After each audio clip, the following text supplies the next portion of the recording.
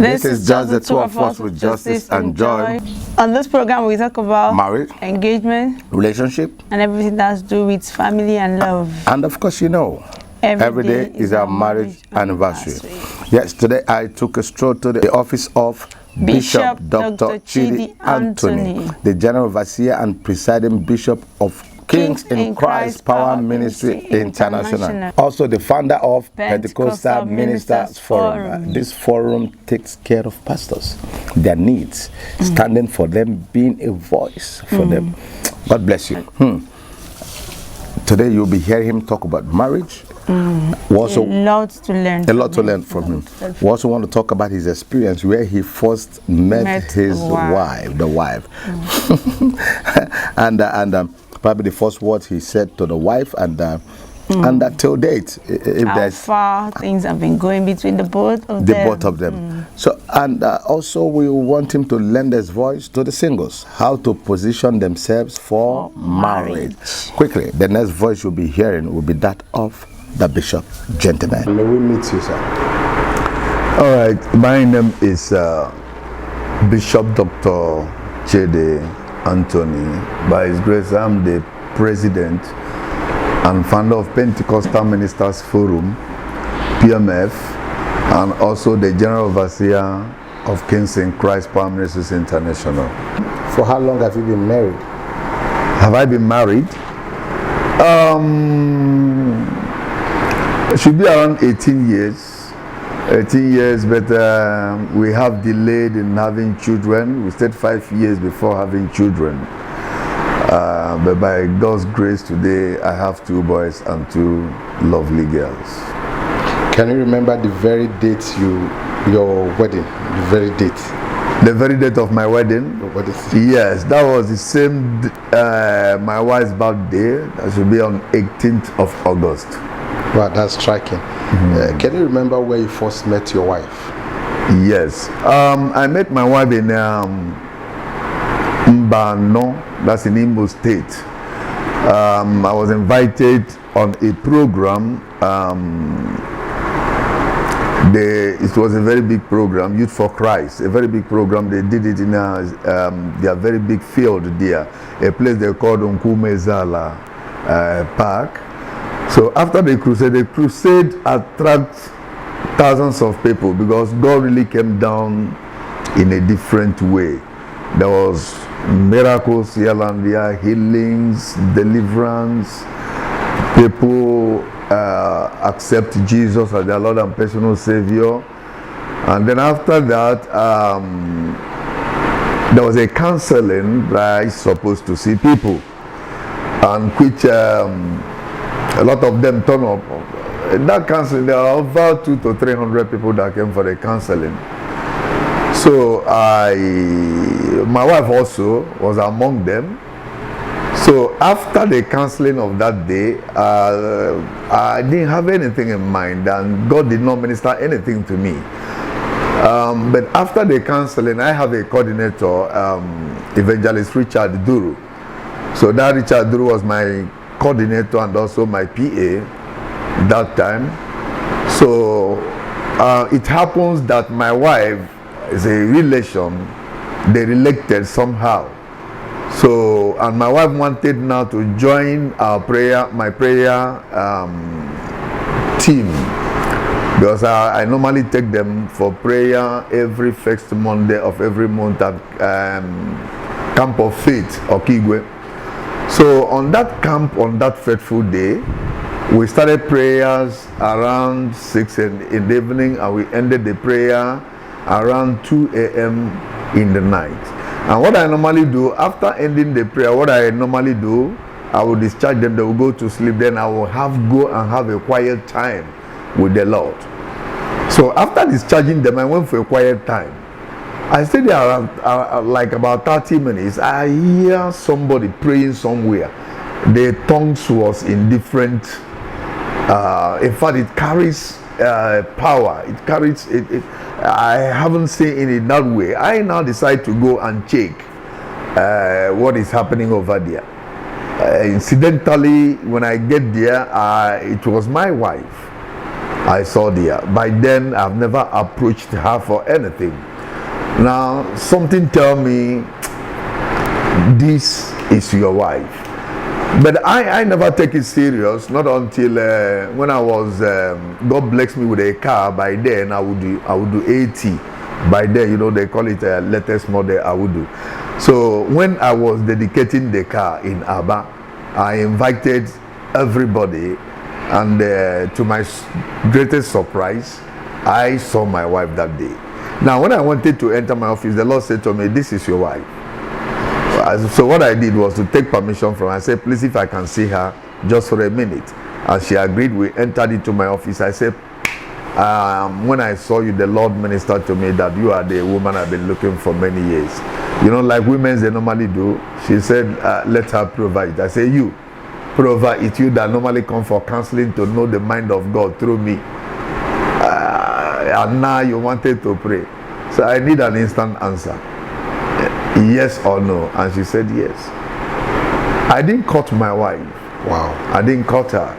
And this thing I'm telling you, within the space of 2-3 months, I know my wife. I married her, and that is how we are living together today. And she's the best thing that's ever happened in my life. Yes, we'll come back to how you met her. But sir, talking about courtship, what is your take? Do you encourage church to, courtship for a long time or a short time? I believe in courtship, but it's not a courtship that will last for so long. A young lady came to me and said they are still watching themselves if they will marry, and they have courted for almost 7 years. I said, are you normal? Are you okay? Now, why I believe in courtship is because this is two different people that are coming from two different directions. And this one, there is a character that has been in her for many years, and this young man, there is a character that has been in him for many years, and now they came to a particular junction, and now they decide and agreed to marry. Now they need to watch themselves. If, you know, when you talk about marriage, when you talk about relationship, tolerance, endurance, and patience must be there. You have to tolerate if you want to have a good relationship. Not everything you need to reason, put sense into it. That's the problem why a lot of marriages are failed today. So I believe in courtship. You need to know somebody you want to marry. You need to know, but courtship bid undefined. Courtship, like I said, bid undefined. You need to know the person you must live with, to check if you can get up to 55% or 60% of what you needed, because there is no how you can get 100% of what you needed in a woman. It is impossible. It is not done. But if you can get 60 and you know you can amend the 40, you can go on. So that is why courtship is very, very necessary and important. In the courtship, if you know you cannot stand her temperament or his temperament, then you have to cut it off, because I believe disengage is far better than divorce. So in a situation where they're courting and probably one is discovered being pregnant, now what is the church stand? Do the church still go ahead to wed such people, or probably, because you know a lot of people left churches because of this? Yes. I'm pregnant and I came to church, we can't wed you. Yes, there are different between wedding and marriage blessing. When such incident happen, it is no longer wedding. It will be a marriage blessing. You have to bless them. It has happened, it has happened. You can't pursue them away. After all, churches is not meant for the holy ones. It's meant for the sinners. I love this. Church is meant for the sinners. So can you go deeper on this, what you just said now? Church is meant just for not the holy ones. Yes, you see, that is the problem we do have in the churches of today. I do tell them, like I run old pattern religion. In our church, we don't put on trousers. In our church, we don't, women, they do cover their hair. But that does not mean when you are coming for the first time and you put on trousers and we say we'll send you out. No, we don't do that. Church is like a clinic. Clinic is not meant for people that are healthy, it's meant for the sick ones. So when they come, when you talk to them, preach to them, when they catch up the ministration, you don't need to tell them, they will change. So that somebody is in the church, maybe doing the courtship and accidentally got pregnant and you decide to excommunicate them, you are not doing good to that soul. Okay, let me give you an instance. Now, I don't know whether you have, there are some people when you go to church, I watch it somehow. Somebody went to church and incidentally maybe break the seat in the church. You see how the ushers handle the person as if the person have committed the worst sin on this planet Earth. And then again, you find out that you go to a bar or you go to a hotel and incidentally you break the glass cup. The first thing they will ask you, sorry, I hope you don't have any wound. They show caring more than the church. That is the problem we are having today. Somebody will do something, will be excommunicated, and before you could know it, people will started talking rubbish or saying one thing or the other against the person. You are scaring that soul away, and your duty is to bring him. But then again, due to the way you handle such person, you will say, if this is the way heaven is, I prefer to go to hell. So the way we handle such matters a lot. That is why every pastor should look towards that direction. Yes, that somebody one way or the other make a mistake in such an act, like you're into courtship and eventually the person got pregnant, does not mean God doesn't forgive. And moreover, I also want to put a lie, is courtship. But there are these ones they do these days, when somebody went to the village after traditional marriage and whatever, and they say the person should not go and live with the wife because they have not done the white wedding, which is absolutely wrong. I don't believe in that. These days, what I normally do, any of my daughter that is doing traditional marriage and decide to have it as a very good occasion, what I normally do, I tell them at the same time, get your ring in the same traditional marriage as you are doing it, the same particular place, not even wearing white or whatever. I will give automatically wed you people immediately, because traditional marriage seniored the white wedding. That is why before you wed somebody in your church, you first ask the question, who gave this woman to the man? And the parents will come, you ask the parents, have they done the traditional rite? If the parents said no, the wedding cannot continue. That shows traditional marriage seniors the white wedding. The white wedding in essence is traditional marriage to the white men. That's right. White people, they don't do after this one they do another. They only have one. The next thing maybe they go to court and do court wedding. And quick today, when you count it in Nigeria now, you do traditional marriage, you do white wedding, at the end you also do court wedding. 3 weddings at the same time. Let us not confuse ourselves. I don't know if you understand what I'm saying. Very well, sir. Yes, traditional marriage, if somebody did traditional marriage and come back with the wife, if they don't have money to do white wedding, just pray for them. I even tell them, printing this invitation and spending this money, it doesn't make sense. Most of them, they will go and borrow money to do this. So, Papa, after the wedding, since I married this woman, things started changing. I don't know whether this woman is a witch or not. She's not a witch. You did a careless expenses. Careless expenses. You go and borrow money in order to entice people. And I want you to understand something, that you are doing white wedding today and you printed up to 1,000 invitations.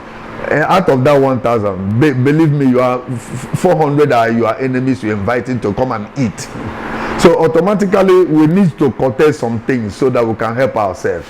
So that after the marriage, the person they will have a good home, because they can be able to take care of themselves, and still if eventually a child comes in, they can be able to take care of them. This is huge. We are learning. So back home, how do you manage crisis at home? Yes, it depends. Look, I say it time without number. When you talk about marriage is not meant for kids. Marriage is meant for matured people. And when you talk about maturity is not age. When you talk about maturity is not how huge or tall you are. Maturity is how you handle matter. I don't know if you understand what I'm saying. Yes. There was at the early stage of my marriage, nearly devil could have scattered our marriage. Why? I'm a very careful somebody, that I try to arrange my things, that even the way I arrange my clothes in my wardrobe, even if NEPA took light, I will tell you I am going to dress up with a white suit and white shoe, because I arrange my things, whether light or no light, I can dress, because I know how I arrange my things. I'm somebody that my clothes up or whatever, I do kept it at a particular place in my toilet, that anytime I want to brush, whether light no light, I can brush, because I know where I do keep those things. I'm a careful somebody that arrange things normal. But when I married the opposite. I married a woman that can come in and remove the cloth, the next thing we throw it in, and the thing started having issues. At a particular point, I said to myself, I have made the worst mistake in my life by marrying this woman. Every day we continue having issues. I said to myself, what kind of a woman is this that cannot arrange things? And the more I shout to her, the more she continued doing it. At a particular time, I go through the book of Songs of Solomon, where the Bible says, little forces that destroy my vine.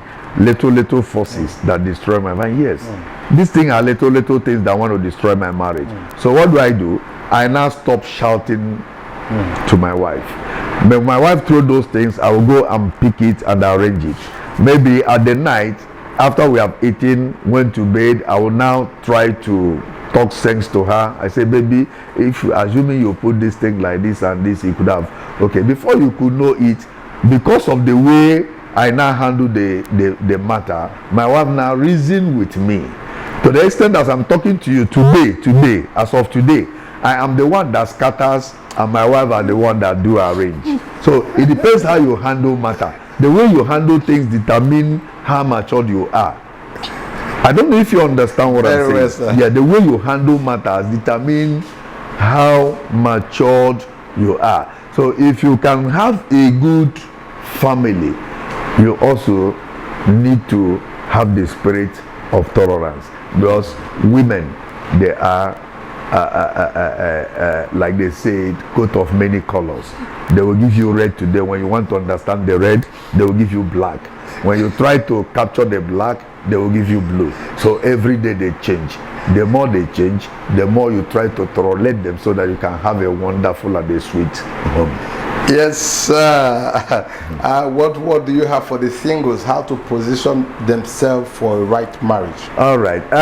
My advice to singles: you don't rush into marriage. When you rush in, you must surely rush out. And today, like the young ladies, I see them. I remember in those days, if you want to take pictures, they will give you powder. They will ask you to fix the camera. But today, the reverse has been the case. Today, young ladies, they don't snap their face, they snap their buttocks. And most of them, they run into social media and they believe when you dress naked that you can attract men. One thing they fail to understand, mature people don't eat something that is not covered. Anybody that is matured can never eat something that is not covered. Now, when you dress naked and you flaunt yourself in social media, you see those touts, they will calling you names, sexy, good legs, sexy baby, you are very hot, and you'll be thinking that they are praising you. Those people, they can only take you to fast food. They can take you to Tetrazine, they can take you to Mr. Beast, they can take you to ShopRite. But there are one place they cannot take you to, and that is the altar of God. They cannot do that. So I advise the young ladies, please know the kind of things you post. Know the kind of things you post on social media. Something you post on social media can rule your life. Something you post on social media can equally bring a good man on your way. And to the young men, not all that glitters are gold. When you want to marry, you don't marry somebody because the person is beautiful. When you marry somebody because that person is beautiful, there is every tendency the person might involve in accident. And when the person involved in accident might be disfigured. And when the person being disfigured, the beauty is no longer there and the marriage will not stand. Why? Because the marriage was based on beauty. Now you don't marry somebody again also because the person has money. Because money at times grows wings. You can marry somebody today that he has money, and tomorrow the money might not be there. And before you could know it, because the basis why you marry the person stands on money, the marriage will not last because the money is no longer there. And then again, you might ask me and say, man of God, if I don't marry somebody because he has money, I don't marry somebody because the person is handsome or beautiful, what do I see in somebody before I marry? Now there is something we call agape love, a love that have no thirst. I don't know whether I've seen somebody that will come to you and say to you, you ask him and say, Mike, what did you see on this young lady? You say, no, be say these girls know how to cook. No, be say the girl they dress well. But I'm telling you honestly, I love this girl. I love this girl. That is a love. You love somebody, you don't know the reason why you love him. That is why you can see some old men today. One will be on the wheelchair, the other one will still pushing the one at the wheelchair. That is the love. And how they started the love at the beginning is still how the love is at the present moment. Because they love each other, they don't know the reason why they love each other. So what I am advising young ladies, that young men, if you want to marry, don't marry based on beauty, marry based on character. And to young ladies, I'm giving them advice. You don't think you can hold a man through sex. No, you can't hold a man through sex. But every man knows where they can get it so easily and very, very fast. And you don't hold a man that you knows how to cook, because there are big restaurants that can give you more than delicious food. Now it is your character that can hold a man. So when you started behaving very well, I'm telling you honestly, it's like a magneto that can attract any iron at any given time. Yes, if you have an opportunity to sing for your wife, what would be your choice song? If I have an opportunity to do what? To sing for your wife. Sing for my wife. What would be your choice song? No, my wife is the highest thing that God has ever done to me. After God is my wife. But since the woman came into my life changed. I don't know how to sing. I love music, but I don't know how to sing. I wish I know how to sing. I could have composed a wonderful music to tell my wife how I love her, how she has been the best thing that happens to my life, how she has been my soulmate, everything in my life. Mama, you just heard what Papa said. He's going to do a song soon. he's going to compose you are going to help me to do that. You can help me to do that. Yeah, Mama, just watch out for that song. Watch out for that song. Sir, please, your last word to couples into... I was talking to somebody who we made a proposal to. We have a lot of couples going into serious challenge just because of their daily bread. And see, food has... where a wife will hold a man by the neck, you mustn't go anywhere. A lot are going through that now. We pray we have a time, we have people that will say, okay, such people, let's give them food to eat, even if just for once, just to show them love. What do you have for such people like going to one challenge? And also don't forget this, you said you had a delay for 5 years, and for me I waited for 15 years and we know a lot of persons that couldn't even wait for 2 years. So what advice do you have for people going to this challenge? Yes, the advice I have to give to them is that nothing lasts forever. Anything that has the beginning must surely have an end. There is no problem that can last forever. It is a matter of time.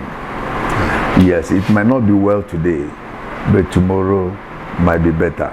So the way you handle situation of today, that man, before you married that man, it was not like that before.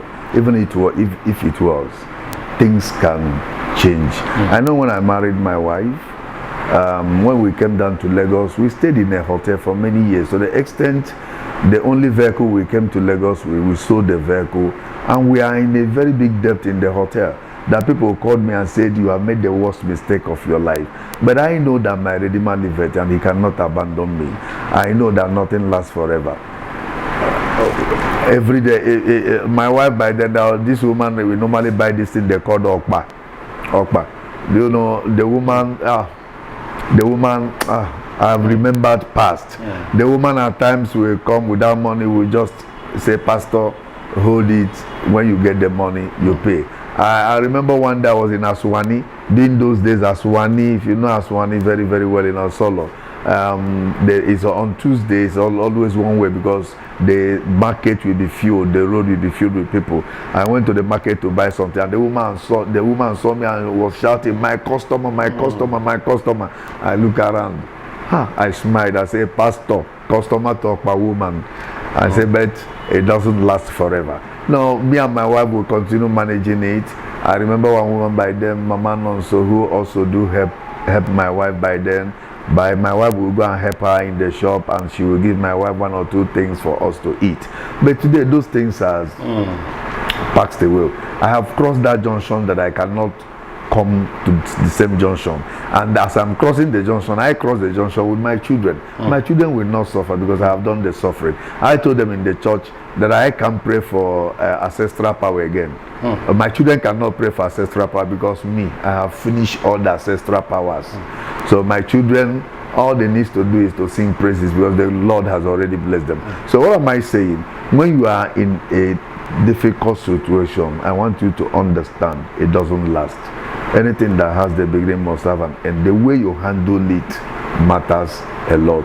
Have hope in God and strongly believe in God. I've never seen anybody that served God and God abandoned the person. Yes, you might pass through your wilderness experience, but you must surely one day get to your land of Canaan. So what I'm saying in effect is that no matter the situation you are in today, I want you to understand that nothing lasts forever. The difference between here and there is T. Here is H-E, is T-H-E-R-E. So when you remove T, it becomes here and here. And that T at the center is the time. Only time can solve the whole problem. Have patience and wait upon the Lord. God must surely remember you. So I want my viewers to hear this again. The difference between here and there is T. Let them hear it again. Yes, yes. Like I said, difference between here and there. The spelling is here is H-E-R-E, while there is T-H-E-R-E. Now when you remove that T that is there, it becomes here and here. Wow. And that T that is at the center is the time. Wow. So when you have time, from here you can get there. Awesome. Word of prayer to everyone watching now, both the marriage and singles. My prayer for them is that as many that wanted to enter into relationship that will lead to marriage, let God guide and direct your footsteps. And as many that is already in marriage and having crisis, may God heal the marriage. The Bible, every marriage have issues. There is no marriage that they don't have issues. I went to my son's wedding, and they called the chairman of the wedding to advise them. The chairman was telling them that he has married now for over 36 years, and for one day has never had any problem with the wife, that they have never had any exchange of words, and the people were clapping. When he get to my time, I took the microphone. I told them, I am a bishop, I'm a general overseer of a church, and I'm married. I have a beautiful wife. That I do quarrel with my wife. I say with the quarrel where we're not be small, but we'll have misunderstanding to understand. When we are quarreling and somebody comes in, what we need to do, we pretend as if everything is okay. When the person leave, we continue where we stop. But at the end, that we don't have it overnight. We don't carry it overnight. When we stop, we have ended it. And then we still continue the journey. Marriage is ups and down, ups and down. There was always a time there will be no wine. The Bible said in the land of Canaan, when they invited Jesus to a marriage, the Bible said at a particular moment there was no wine. And you know, wine signifies the sweetness of every occasion. Any occasion without wine, people will talk mess. They will say this person did not prepare and now come bring people and waste their time. But when you give them enough wine, when they are going, they say they have never seen this kind of wedding. Come and see wine everywhere. There is no even mineral. Everybody is drinking foreign wine over there. So wine signifies the beauty of marriage. But here the Bible said there was no wine. But when there was no wine, they did not beckon to any other people except Jesus. And the Bible said Jesus turned water to be wine. That means the Bible said even the governor of the occasion. When he tasted it, he said, in every occasion, they first bring the bad one before the good one. Why is it this one, they finish the bad one now, before good one now comes in? So what does that signify? That even in the time of problem, when you bring Jesus into the matter, the case will automatically change. Now you will see the better and the more sweetness of marriage. So what I'm saying in effect is that no matter whatever you are passing through now in your marriage, I want you to understand, if only you can bring Jesus into it, you will see the best part of it. Thank you so much, sir. God bless you.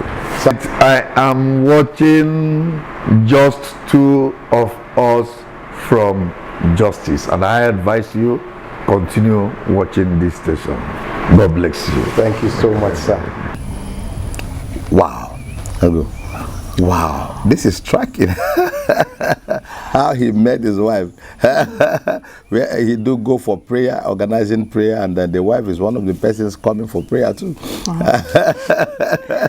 And this day he said he should just be in to pray, and he was where he was praying and was hearing somebody blasting in tongues. Only to walk out, it was the beautiful lady. And he was like, Mama, would you marry me? Just like that. Just like that. And the woman was like, no, let me think about it first. But I love the bold step of the bishop looking at the wife and said, you that is coming to me to say, to ask me the will of God concerning marriage. Now I came here and say, you want to come and say yes, John? And the wife said, yes, I do. It's like they did the marriage that day. Wow, what a lovely, what they went through. Be encouraged if your marriage is going through a hard time. Maybe things are not okay. You can imagine staying in the hotel for a long time and no money to pay their bills. Oh, the Okpa woman. God just positioned the Okpa woman there that will be supplying Okpa.